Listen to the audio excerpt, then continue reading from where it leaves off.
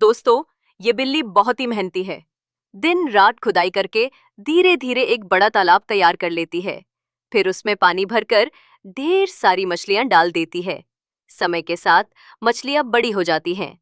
लेकिन एक दिन अचानक एक भालू आता है और तालाब में कूदकर मछलियां खाने लगता है। भालू ताकतवर होने की वजह से बिल्ली को जोर से जमीन पर पटक देता है।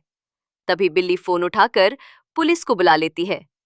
पुलिस आती है और रोते हुए बिल्ली पूरी कहानी पुलिस को सुना देती है। पुलिस बिल्ली की बात मानकर भालू को हथकड़ी लगाती है और जेल ले जाती है।